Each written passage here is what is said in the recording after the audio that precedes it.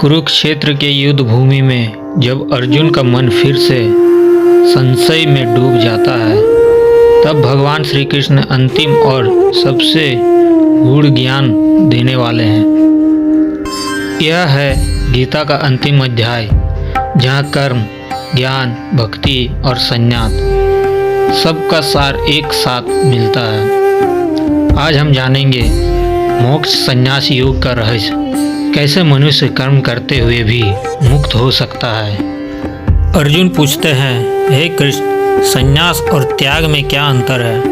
भगवान श्री कृष्ण कहते हैं, कामना से किए गए कर्मों का त्याग ही संन्यास है और कर्म के फल का त्याग ही सच्चा त्याग है। प्रभु समझाते हैं कि कर्म 3 प्रकार के होते हैं, सात्विक, राजसिक और तामसिक। सात्विक कर्म जो कर्तव्य समझकर बिना फल की इच्छा के किए जाए।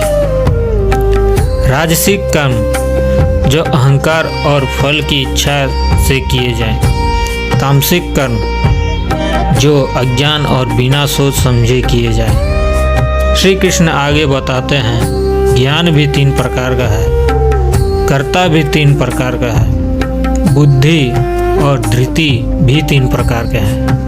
हर मनुष्य अपने स्वभाव के अनुसार कर्म करता है, इसलिए अपने स्वधर्म का पालन करना ही श्रेष्ठ है। प्रभु कहते हैं, दूसरे का धर्म उत्तम लगे फिर भी अपने धर्म से मृत्यु भी कल्याणकारी है।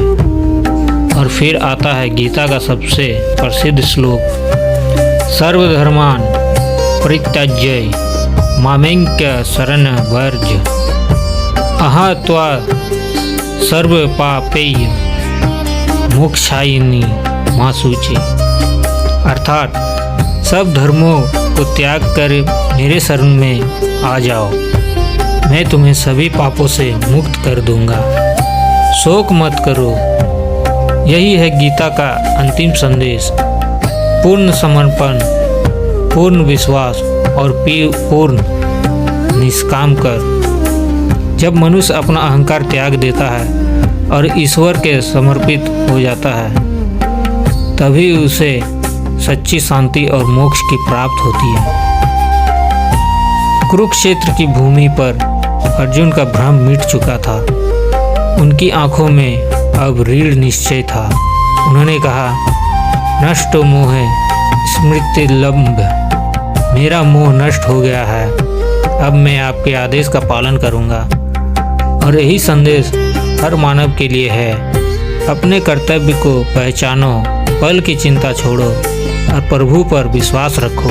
अगर आपको गीता का यह अंतिम अध्याय प्रेरणादायक लगा तो वीडियो को लाइक करें, शेयर करें और चैनल को सब्सक्राइब करना ना भूलें। अगली दिव्य कथा में फिर मिलेंगे।